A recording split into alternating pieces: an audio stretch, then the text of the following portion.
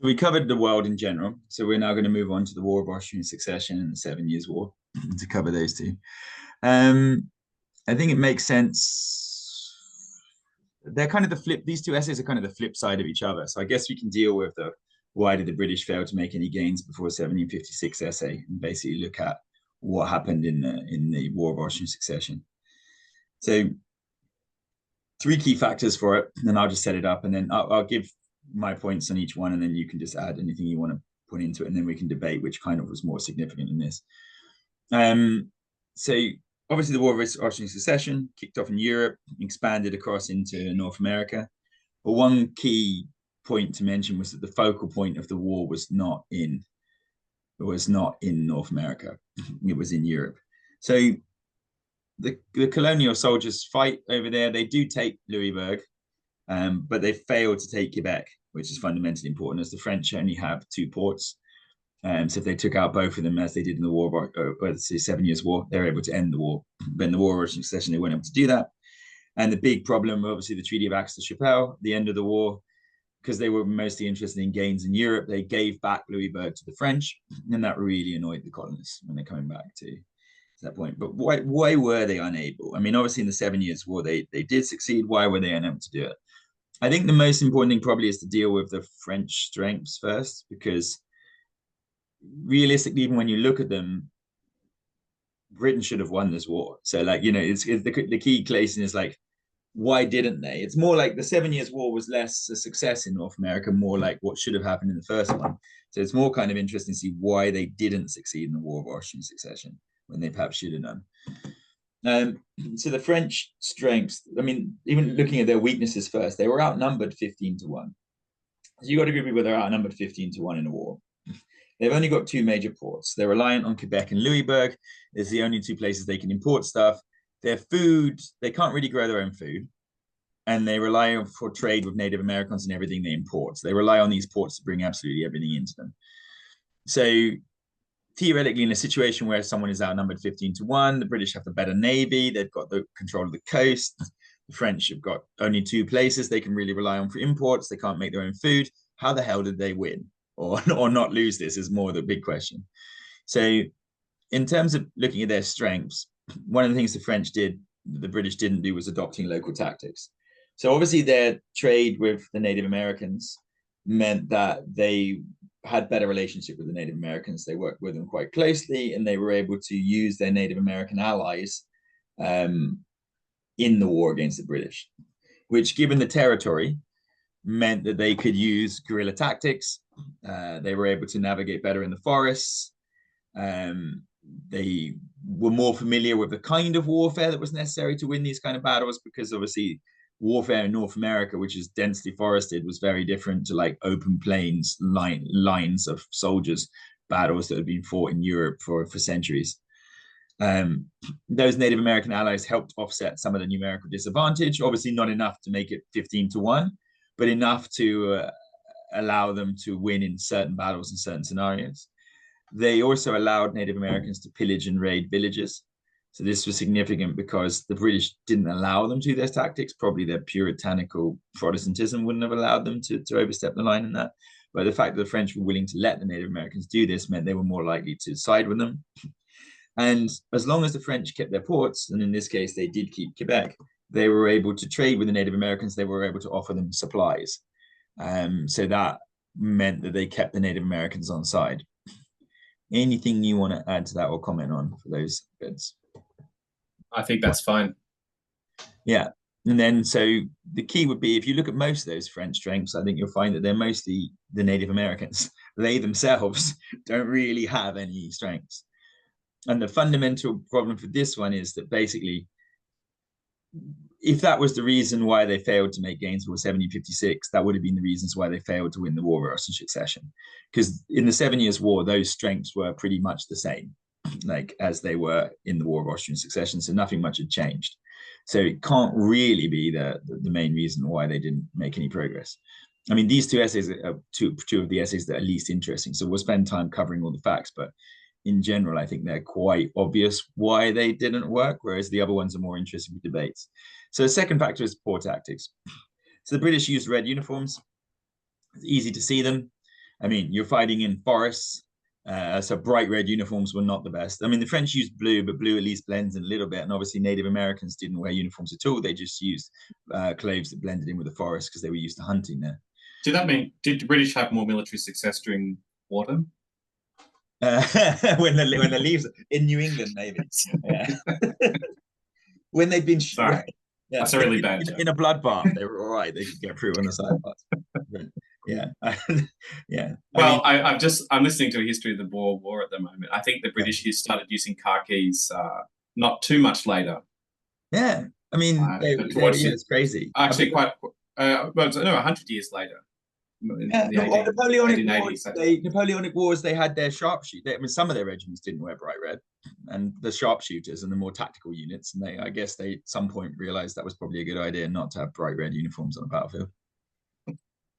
But never mind. They were using European tactics on the North American battlefield as well. So they would want to form lines in squares, like repel cavalry charges. And there weren't any cavalry in the battlefields over there, and most of the time they were coming from forest attacks. Sometimes you've seen Last of the Mohicans. It's a really clear evidence of this when one British troop and that is from the 7 Years' War, where one British troop gets completely annihilated by the Native Americans, because the Native Americans, if you fire a volley of rounds into the forest, you can just hide behind a tree. And then it's quite easy to adapt on it. And the fact they did, I think the British would have a very good response. Yeah. Which is, that's not cricket.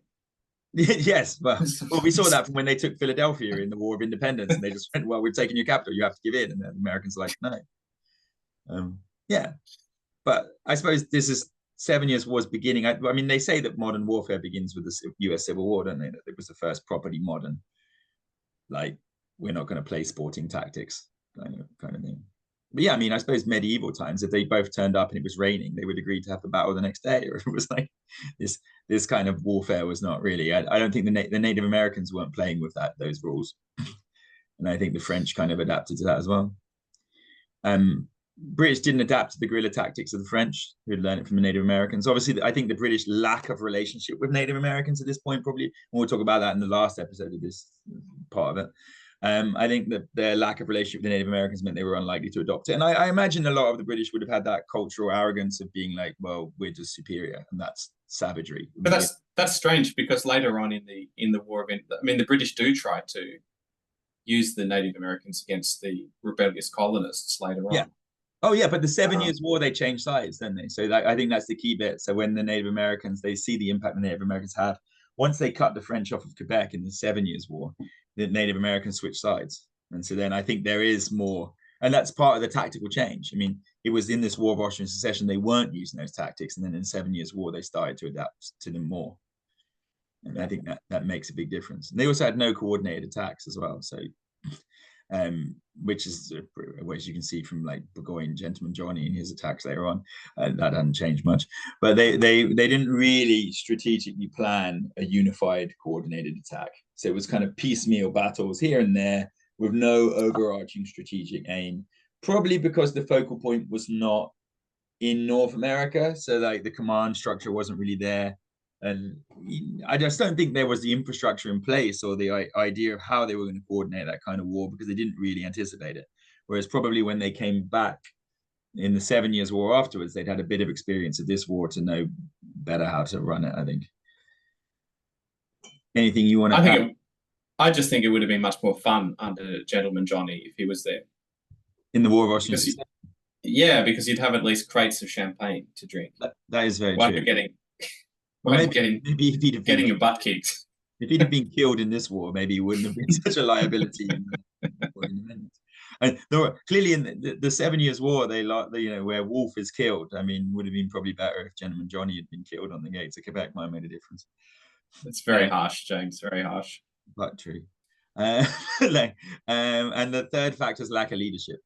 So generals were not aggressive in this war. They failed to take Quebec, which is fundamental. And if you look, like, Quebec is like the vital point to every war, because in the War of Austrian Succession, the British don't take Quebec, the French survive.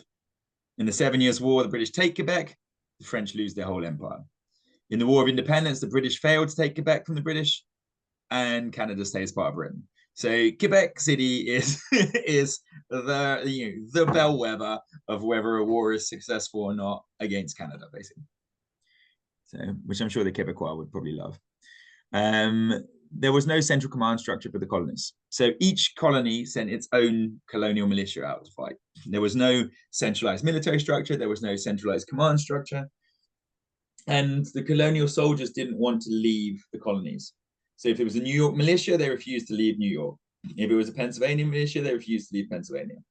Now, when you're fighting a war of conquest, that's not particularly ideal, because if the militias wouldn't leave the colonies, it was impossible for them to really engage and take over any of the French Canadian territory. And like I said, the focus was in Europe. So Louisbourg was given back to the French at the end of Axis Rebellion. So they did take Louisbourg, but it was an amphibious assault. And the fact they didn't push on to Quebec, I think, was quite important in that. Anything you want to add to any of these ones? No, I think that's good. I just had the Gentleman Johnny stuff to contribute. Yeah, no problems. Which one do you think was most important for why they why they failed to make gains? I don't know. I don't have a strong opinion on that one. All right, I'll run it and then you can just challenge me. I think these ones, and I'll just run through these two because I think they're more or less given ones. I think the lack of leadership is the key one, because like the French strengths were the same in the 7 Years' War, so they haven't changed. So yeah, the French had some strengths, but they had all those strengths in the 7 Years' War and they lost it. So I don't think that was the reason why. And I think the key is the lack of leadership, because when you see Pitt leading in the 7 Years' War and the leadership being stronger, more coordinated attacks, better treatment of colonial soldiers, more military sent over, all the different things that Pitt put into place, I think that enabled them to override the French strengths, take Quebec. And by taking Quebec, they couldn't trade with the Native Americans, and the Native Americans then lost all their, they lost all the advantages they had of having the Native Americans on the side. They switched sides, and the French were effectively finished. And the poor tactics, I think, are less important, because I think, as you can see, those tactics are modernized, but they were modernized when Pitt was leading in the 7 Years' War. So I literally think this essay is the complete flip side of the 7 Years' War essay. Why did they win the 7 Years' War? Pitt's leadership. Why did they not make any gains before? Because there was a lack of leadership, because they didn't have Pitt. So it's like, they're kind of like the opposite way around, which makes sense, because it's like if they failed in one and succeeded in the other, the different factor is the important one. And I think those poor tactics, they do change them, but it's changed because Pitt appoints new generals, new people to kind of. But that's Pitt's. This is political leadership. We're not talking about military strategy so much as political. He appoints more aggressive generals as well. So he appoints better commanders. Okay. Pitt's a bit like Churchill in World War II. He likes his aggressive generals. It's a bit like. It's hard to find. It's interesting in many of these conflicts how difficult it is to find an aggressive general. Generals tend to be quite conservative. Yeah. Well, they don't like losing their men, because they work, for the politicians, it's just like these are pawns on a battlefield, I imagine. For the generals, these are actually their soldiers. So, and also the consequences, if you lose a battle in a war as a politician, you just replace the general. If the general loses a battle, they're out. Well, that didn't happen to Washington, did it? Who, incidentally, also loses. He loses a battle in. Is it in the 7 Years' War? Yes. Is he fighting in the 7 Years' War? And he actually surrenders. Yeah. He starts. Washington starts the 7 Years' War, which is fantastic. So Washington manages to also lose another battle. Yeah, that's what he does. But Wellington lost loads of battles in India, but then he won loads afterwards. But yeah, I mean, I don't. We need to look. I don't know. Has George Washington ever won a battle? I'm not sure he has. I don't think so. He's very good at losing them, though. He is. He's an exceptional. He loses upwards, and he's he squashes rebellions. He squashes the Whiskey Rebellion, which we'll deal with in Unit 4. But like, I don't. Well, that'd be glorious. Wouldn't you love to crush a rebellion? Well, he did it with Hamilton. Well, it shows it's like, well, I don't know. It depends what they're rebelling for and whether they have legit reasons. But we'll talk about that when we get into the Federalists versus anti-Federalists in Unit 4. I think Unit 4 is the meaty one. That's what we're going to get into. These essays are pretty self-explanatory. Do you have anything to challenge? It's funny. Yeah. No, I don't. No, I don't. Yeah, I was about to go on a wild. Yeah, go on. Divergent track, and it just made me think of Star Wars, where the British. The Empire is trying to crush these rebellions. Yeah. They're just not very effective. Yeah, because they don't win many battles either, from memory. Not that I'm a massive Star Wars knowledgeable on it. All right, No. and I'll go to the why were they successful in the Seven Years' War, because I think these are the least interesting essays when we get into whether it's political, like the strength of the relationship. I think these are such easy essays to write. If they come up, you kind of have them. So again, why were they successful? 3 reasons. French weakness. So they only had 2 ports, but that was true in the War of Russian Succession. Hasn't changed. Quebec and Louisbourg are their 2 main ports. They don't have that. That's still the same. So nothing's changed. Poor conditions for growing food, so they had to import all their food, which hasn't changed either. So that was always the case. But it makes them especially vulnerable, because if you have to import all your food and you've only got 2 ports, the simple thing is take out the 2 ports, you take them out. And like, whereas Britain obviously has loads of ports, has Boston, has New York, has Charleston, has Savannah, has a lot of like ports, and also the biggest navy, so they can control them anyway. Like we said, 15-1 manpower advantage for the British, hugely significant.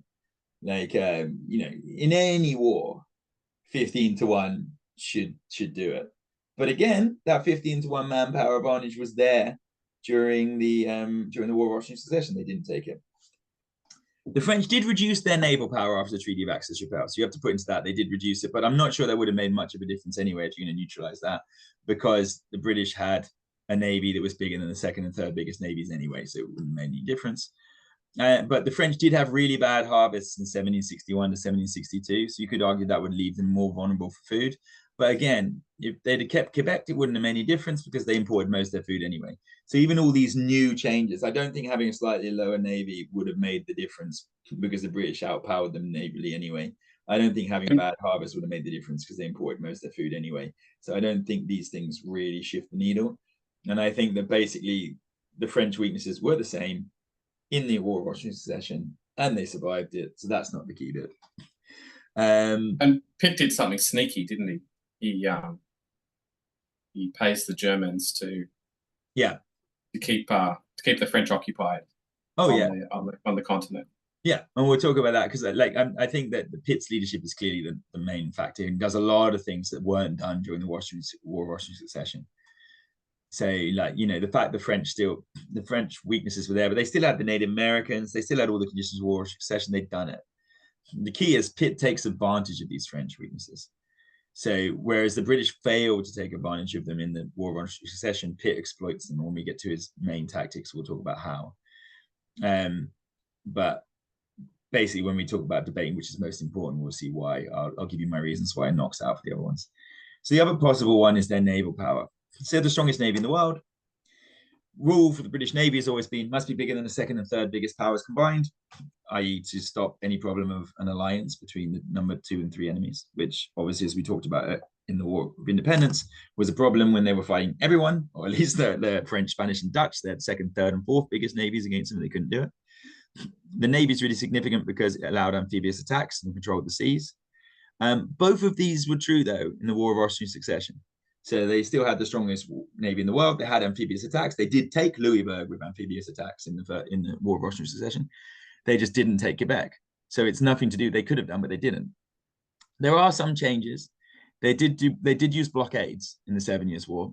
So that is true that the Navy was using different tactics than they were before. But again, it was Pitt's idea to use blockades that weren't used in the War of Russian Succession. So even if the Navy is introducing these tactics, they're basically Pitt that brought them in.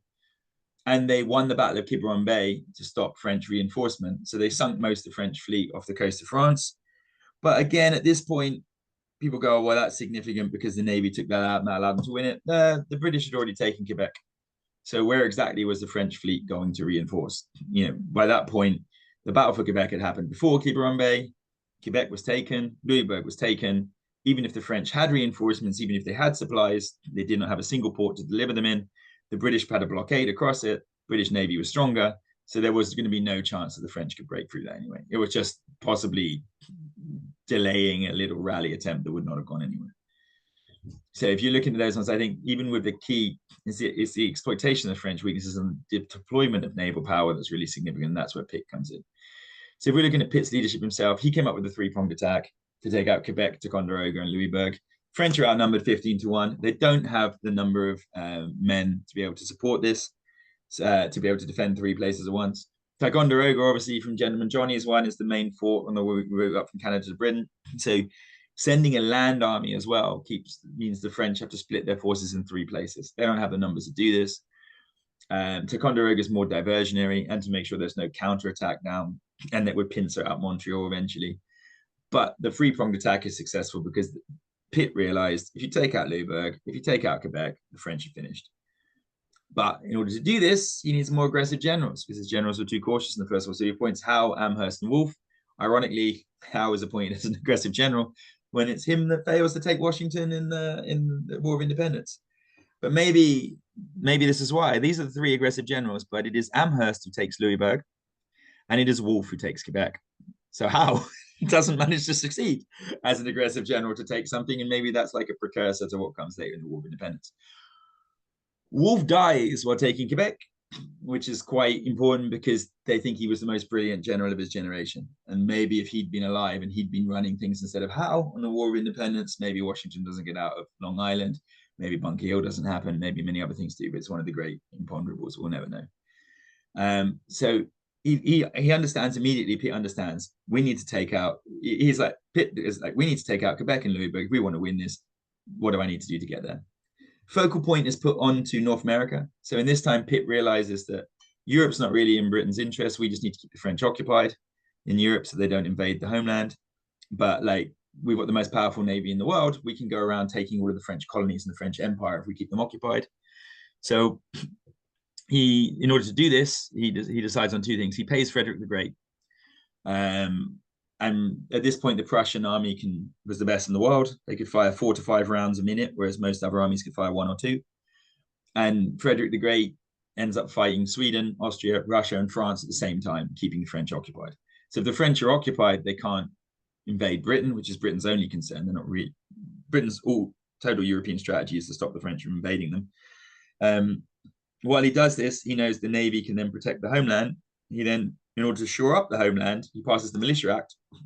And the Militia Act raises local soldiers in Britain, to defend the homeland, while the French are also occupied as well. So that allows him to send 25,000 more professional soldiers to North America, which raises the overall fighting force to around about 45,000. Which is significant because those 25,000 soldiers are 25,000 soldiers they didn't have in the War of Washington Succession. And his Militia Act allows him to do that because now he's got the French occupied by Frederick the Great. He's got the coast protected by the militia. He sent 25 soldiers across to North America. He's like, I've got more aggressive generals. We've got a tactic. We're going to knock out the French major bases. And then he's like, one other problem, the colonial soldiers wouldn't leave their colonies. So he said, okay, we will pay them. So Britain takes over the paying of the colonial soldiers. One of the great things that leads to the debt that ends up causing them to lose the colonies, and the irony in the end point, but he pays the colonial soldiers, which means they're no longer under the control of their assemblies, which means they will leave because they don't want to get paid, they have to leave their colonies. So now they will march out into an offensive campaign they wouldn't do before. And he introduces the concept of more respect because beforehand, if you were an American, say you were an American major, you would have to salute a British lieutenant, even though they're technically lower ranked than you, because all British Army soldiers were higher ranked. And he actually equalizes the ranking system and says an American captain is the same as a British captain.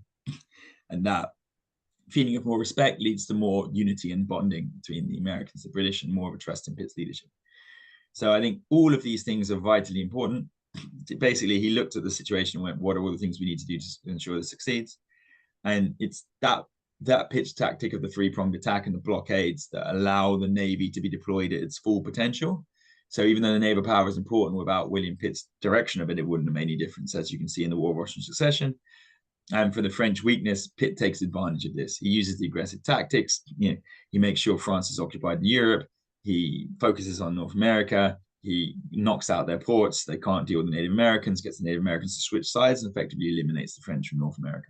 So I think of all the essays in any of the courses, this one is the clearest one. William Pitt's leadership is the main reason. Any points you want to come back on that or add to? I think you covered it pretty well. Obviously, the effects there are effects on the Americans or the British Americans, British colonists in North America. But I think you mentioned it. That this is going to be the catalyst for the for eventually for independence, right? Yeah. Because now the British are going to eventually they've racked up a massive debt. So one of the bad things they get after the 7 Years' War is an colossal debt. Yeah. Well, they're paying the colonial and soldiers and they're paying Frederick the Great, neither of which they were doing in previous wars. right, colossal debt, and they have to pay this debt off. It's not the modern European slash American system where you can just take out loads of debt and never pay it back. Apparently, Yeah, it deserves so. And well, that's going to then cause a lot of unrest, isn't it? yeah, in the unfolding years. So there's that. yeah. And that's to keep it when we look at the next like 3 kind of essays, which is like where was the tension? That's why the 7 Years' War is critical, like really critical for how the relationship changes afterwards. Ironically, like by winning, they lose effectively. And I think that's right. And I think it also takes away a very, important external enemies, the Spanish and the French. Well, the Spanish were still there, but they were completely pointless. But like, yeah, the French. Sure, but the French, with no other threat to expanding westward, for example, that also is going to be a catalyst for a different set of circumstances. Yeah, and it's also a great irony. Like 2 funny things with Frederick the Great to come out of this. Obviously, he was fighting 4 armies at the same time and just running to fight the French, then fight the Swedes, then fight the Russians, then fight the Austrians. He was going around in a square, like fighting them all, slowly diminishing soldiers. And there's a great moment like he was really in trouble and almost knocked out the war. And I think it's the Tsarina dies. And the new Tsar, who's her son, is a big fan of Frederick the Great because he thinks he's quite a cool general. So he makes peace and takes Russia out of the war. And that gives Frederick the Great the time to rearm and get ready to continue fighting. And then this Tsar is so incompetent, he's removed and replaced, and they go back to war. But it gave Frederick the Great that breathing space, one of those freaks of history. I think that's very sporting. Yeah, but just, I mean, he earned it. I mean, he was considered widely around the world as by far the greatest military genius of his time. So if you've got an alliance between what is effectively at that moment then the best army in the world with the Prussians and the best navy in the world, which is Britain, and I think that if the War of Independence, if the Prussians had been on the side of Britain, that might have made a difference. Yeah, as well, because it's like having that. I mean, and then the great irony is not only are the Prussians not on Britain's side, but it's a Prussian general, Baron von Stauben, that trains Washington's army in professional fighting in the Valley Fort Winter. Right. So, and being trained by the best army in the world is obviously quite useful. I think both those are 2 great ironies of the Prussian contribution to this. But yeah, I think Pitt's leadership is clearly I think you would have a real hard time making an argument for one of the others. I think. What a genius. Yeah. And also, he was also on the side of the colonists afterwards as well, because he was the man who was like, they have a right, along with Edmund Burke, he was on the man who was they have the right to not be taxed. Yeah. I mean, genius, but also bankrupted the country. Well, there are downsides. Yeah, I mean, it's the consequences of his genius that lead to the negative downfall, the loss of the empire. But on that note, that's what we'll go on to next, because we need to talk about the strain of relation. Because the uppermost, so the 2 in Unit 1, the big arcs are like, what's the world, which we've set up, the War of Austrian Succession, 7 Years' War, which we've dealt with. And then the other key question of this one is the strain in the relationship. So where was the strain and how was the strain? No, cool. So I think we'll finish on that one and we'll start the next one off.